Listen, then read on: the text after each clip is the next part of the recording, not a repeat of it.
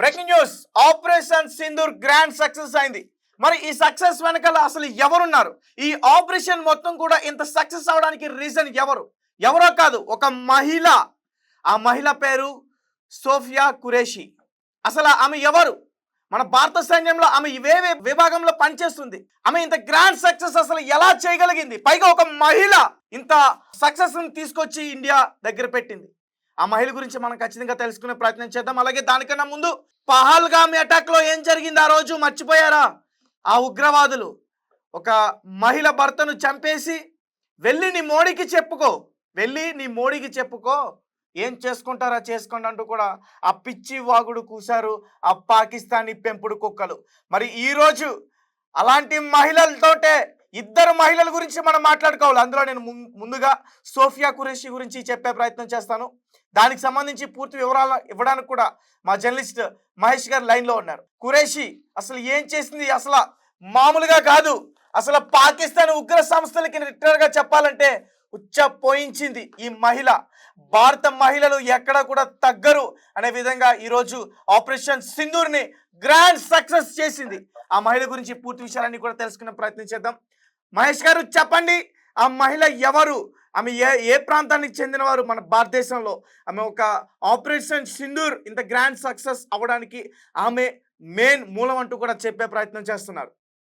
జమ్మూ కాశ్మీర్ లో పహల్గామ్ లో ఉగ్రదాడికి బదులుగా భారత army, air force and navy, భారతదేశ బలగాలు సంయుక్తంగా ఈ ఆపరేషన్ సింధూర్ చేపట్టడం జరిగింది. అలానే పాకిస్తాన్ ఆక్రమిత పిఓకే కాశ్మీర్ ఇలా ఉగ్ర శిబిరాలపై మెరుపు దాడులు జరిపి సుమారు 30 మందికి పైగా మన సైన్యం వాళ్ళని హతమార్చడం జరిగింది. ఈ క్రమంలో దీనిపై నిర్వహించిన మీడియా సమావేశంలో భారత సైన్యంలో ఉన్నత స్థాయి మహిళా అధికారులు పాల్గొన్నారు. వీళ్ళలో కర్నల్ సోఫియా ఖురేషీ, ఆమె ఇండియన్ ఆర్మీకి సంబంధించిన అలానే వింగ్ కమాండర్ వ్యోమికా సింగ్, ఏమో ఎయిర్ ఫోర్స్ కి సంబంధించిన వీళ్ళిద్దరూ కలిసి సంయుక్తంగా ప్రెస్ కాన్ఫరెన్స్ లో మాట్లాడటం జరిగింది. దీంతో కర్నల్ సోఫియా ఖురేషీ ఎవరని అంత జోరుగా చర్చ సాగుతుంది. ఈమె గురించి పూర్తి వివరాల్లోకి వెళ్తే, కర్నల్ సోఫియా ఖురేషీ భారత సైన్యంలో సిగ్నల్స్ కార్ప్స్ విభాగానికి చెందిన వారుగా చూస్తున్నారు. అలానే సోఫియా గుజరాత్ కి చెందిన వాళ్ళు. ఆమె జీవ రసాయన శాస్త్రంలో బయాలజీలో పీజీ చేశారు. అలాగే సోఫియా భర్త మెకనైజ్డ్ ఇన్ఫాంట్రీ విభాగంలో అధికారిగా ఉండగా ఆమె తాత కూడా మన భారత సైన్యంలో పనిచేశారు. అంటే సోఫియా ఫ్యామిలీ మొత్తం కూడా భారతదేశ సైన్యంలో పనిచేస్తున్న వాళ్ళే.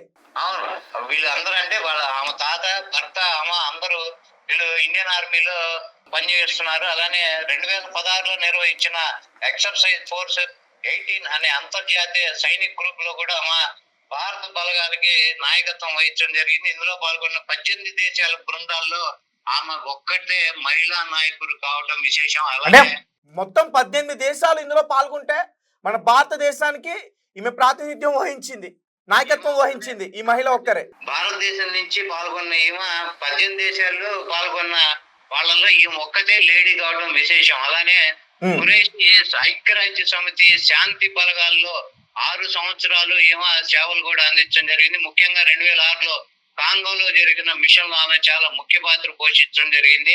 అలా నిన్న జరిగిన ఈ దాడుల గురించి ఆమె ఈ ప్రెస్ మీట్ లో మాట్లాడుతూ, యుద్ధ భూముల్లో కాల్పుల విరమణను పర్యవేక్షించడం, అక్కడ ఉన్న ప్రజలకు సహాయం చేయడం చాలా గర్వంగా ఫీల్ అవుతున్నాను అని ఆమె చెప్పడం జరిగింది. ఆమె గురించి సదర్న్ కమాండ్ అధికారి లెఫ్టినెంట్ జనరల్ బిపిన్ రావత్, ఆయన మన ఆర్మీకి చీఫ్, ఆయన మాట్లాడుతూ ఆమె ఎంపిక కేవలం సామర్థ్యం, నాయకత్వం వల్లే జరిగింది అని మెచ్చుకోవడం జరిగింది. లెఫ్టినెంట్ సదర్ కమాండ్ బిపిన్ రావత్, మన వింగ్ కమాండర్ వ్యోమికా సింగ్ కూడా ఈ ప్రెస్ మీట్ లో మాట్లాడడం జరిగింది. ఆమె మాట్లాడుతూ ఆపరేషన్ సింధూర్ విజయవంతం కావడానికి భారత వాయుసేన అంటే ఎయిర్ ఫోర్స్ ఎలా సహకరించిందో వివరించారు. ముఖ్యంగా aerial support, surveillance, target coordination, అంటే ఏదైతే మనం టార్గెట్ ని ఏం చేసి మనం దాన్ని కొట్టడం జరిగిందో ఆ కోఆర్డినేషన్ అది అద్భుతంగా వాళ్ళ సపోర్ట్ వల్లే ఇది సాధ్యపడింది అని స్పష్టంగా వివరించడం జరిగింది. అయితే ఇద్దరు మహిళా అధికారులు ఈ కీలక ఆపరేషన్ లో పాల్గొనడం బట్టి భారత సైన్యంలో మహిళల పాత్ర ఎంత పెరిగింది అనేది మనకి స్పష్టం అవుతుంది. అలానే ఆడ మగ అనేది స్త్రీ పురుష భేదం లేకుండా ప్రాధాన్యత, లింగ భేదం లేకుండా ప్రాధాన్యత ఇవ్వడానికి, అలానే ఆడవారి సామర్థ్యాన్ని కూడా మనం ఏ రకంగా మనం ప్రాధాన్యత ఇస్తాము అలానే భారత సైన్యంలో మరోసారి నిరూపించడం జరిగింది. ఇది కాకుండా ఇలా అనుకోవచ్చా మహేష్ గారు, మోదీ ఆ రోజు పహల్గామ్ అటాక్ లో జరిగినప్పుడు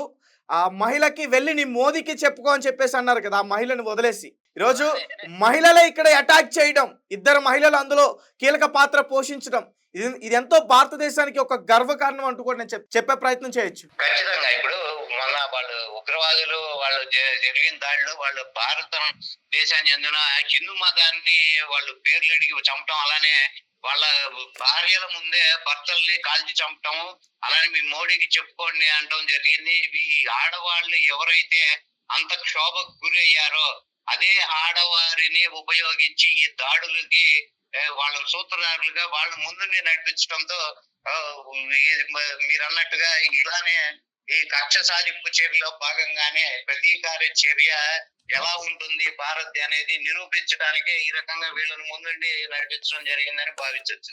రైట్, నాకైతే చాలా సంతోషంగా ఉంది. ఈరోజు ఇద్దరు మహిళలు భారతదేశ యొక్క ప్రఖ్యాతన ఏంటో వాళ్ళు చూపించడం జరిగింది. ఈ ఆపరేషన్ సింధూరంలో ముందుండి నడిపించి వాళ్ళని అంతం చేశారు.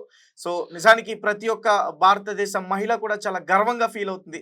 మహిళలు ఏమాత్రం తక్కువ కాదు, ఎక్కడ కూడా తగ్గేదేలే. నిన్న జరిగిన ఈ దాడిలో మనకి మెయిన్ ఎవరైతే గతంలో 99లో మన భారతదేశంలో బందీగా ఉండి కందహార్ లో జరిగిన ఫ్లైట్ హైజాక్ లో భాగంగా భారతదేశాన్ని చెర నుంచి విడిపించుకొని వాడిని తీసుకెళ్ళడం జరిగింది. జైషే మహమ్మద్ చీఫ్ మసూద్ అజార్, అతనికి సంబంధించిన ఇంటిని కూడా పేల్చివేయడం జరిగిందని మనకి విశ్వసనీయంగా తెలుస్తుంది. దానిలో భాగంగానే ఆ ఇంట్లో ఉన్న అతని ఫ్యామిలీకి సంబంధించిన ఒక 10 మంది వరకు హతమైపోయారు అనేది కూడా తెలుస్తుంది. అలాగే అతను ఇక్కడ ఉన్నాడా లేదా అనేది మాత్రం ఇంతవరకు అది స్పష్టంగా ఒక పక్క చనిపోయాడనే వార్త వస్తుంది, కానీ పాకిస్తాన్ మీడియా కూడా దాన్ని కప్పిపుచ్చే ప్రయత్నం చేస్తుంది. అయితే తనకి సంబంధించిన ఎక్కడైతే వాళ్ళకి ట్రైనింగ్ ఇస్తాడో ఆ సంస్థను కూడా మన ఇండియన్ ఆర్మీ టార్గెట్ చేసి వాటిని కూడా మొత్తం కూడా హతం చేసిందంటూ కూడా చెప్తున్నారు, మట్టి పెట్టిందంటూ కూడా చెప్తున్నారు. అవును, అతని ఇంటితో పాటు అతను ఎవరైతే ఈ మిలిటరీ ట్రైనింగ్ లాగా అతను ఈ ఉగ్రవాదులకు శిక్షణ ఇస్తాడో ఆ ప్రదేశం కూడా మొత్తం నేలమట్టం చేసి మొత్తం దాన్ని మిసైల్ తో ధ్వంసం చేయడం జరిగింది. Right, thank you so much Mahesh garu. So guys చూసారు కదా, భారతదేశ మహిళను ఆ రోజు వాళ్ళు కించపరిచి వెళ్ళి నీ మోదీకి చెప్పుకో అంటూ కూడా వదిలేయడం జరిగింది. వాళ్ళ భర్తను చంపేసి వాళ్ళ నుదుటను ఉన్న ఆ సింధూరాన్ని చెరిపేశారు వాళ్ళు. అదే సింధూరం పేరుతో ఈరోజు మోదీ గారు ఒక ఆపరేషన్ చేపట్టారు, అది ఇద్దరు మహిళలతో. వాళ్ళు నిజానికి 9 స్థావరాల్ని కుక్కని కాల్చినట్టు కాల్చి వాళ్ళందరినీ కూడా చంపేయడం జరిగింది. అక్కడ పారిపోతున్నారు. ఆ పాకిస్తాన్ పిఓకేలో ఎవరైతే ఉన్నారో వాళ్ళందరూ కూడా అక్కడి నుంచి పారిపోతున్నారు. పైగా ఈ ఆర్మీ చీఫ్, ఈ డిఫెన్స్ మినిస్టర్ మాత్రం పిచ్చి కబుర్లు చెప్తున్నారు, మా వాళ్ళు ఎక్కడ తగ్గేదేలే, మీ ప్లేన్స్ 3 పడగొట్టామని చెప్పేసి. ఒకసారి ఈ కల్నల్ సోఫియా గురించి ఒకసారి మళ్ళీ నేను చెప్పే ప్రయత్నం చేస్తా. ఆమె ప్రస్తుతం మన భారతదేశ సైనిక విభాగంలో సిగ్నల్ కార్ప్స్ లో ఆమె ఆఫీసర్గా ఉన్నారు. అలాగే ఈమె గుజరాత్ ప్రాంతానికి చెందింది. అలాగే ఈమె బయోకెమిస్ట్రీలో పీజీ చేశారు. అలాగే సోఫియా భర్త ఎవరైతే ఉన్నారో ఆయన కూడా మెకనైజ్డ్ ఇన్ఫాంట్రీ అనే ఒక సైనిక దళంలోనే ఆయన కూడా ఆఫీసర్గా ఉన్నారు. అలాగే ముఖ్యంగా ఈ సోఫియా 2016 ఎక్సైజ్ ఫోర్స్లో మొత్తం 18 దేశాలు పాల్గొంటే ఇంటర్నేషనల్లీ సైనిక విభాగానికి మన భారతదేశం వైపు నాయకత్వం వహించింది, ఆమె ముందుండు నడిపించిందంటూ కూడా చెప్తున్నారు. అండ్ ఈరోజు జరిగిన ప్రెస్ మీట్లో ప్రతి ఒక్కరు కూడా సోఫియా గురించి మాట్లాడుతున్నారు. ఆమె వల్లే ఇది సాధ్యమైంది, ఆమె సామర్థ్యం వల్లే ఇది సాధ్యమైందంటూ కూడా ప్రతి ఒక్కరు కూడా పొగిడే ప్రయత్నం చేస్తున్నారు. అందులో మరీ ముఖ్యంగా లెఫ్టినెంట్ జనరల్ బిపిఎన్ రవత్ ఆయన కూడా ఆ మహిళను పొగడడం జరిగింది. సో అర్థమవుతుంది వాళ్ళు పొగుడుతుంటేనే ఆమె ఎంత కీలకంగా ఈ ఆపరేషన్ సింధూరంలో ఆమె వ్యవహరించిన తీరు మొత్తం కూడా అర్థమవుతుంది. నిజానికి నాకు చాలా గర్వంగా ఉంది. ఒక భారతదేశానికి సంబంధించిన ఒక మహిళ ఈరోజు 9 ఉగ్రవాద సంస్థల్ని 9 ఉగ్రవాద స్థావరాల్ని ఈరోజు అంతం చేసిందంటే ఇది చిన్న విషయం కాదు. మనం సెలబ్రేట్ మామూలుగా చేసుకోకూడదు, చాలా పెద్ద ఎత్తున చేసుకోవాలి. అలాగే హ్యాపీ దివాళీ పాకిస్తాన్ ప్రజలందరికీ కూడా, ఎందుకంటే మీ అందరూ కూడా మీ ఏడుపులు వినిపిస్తున్నాయి.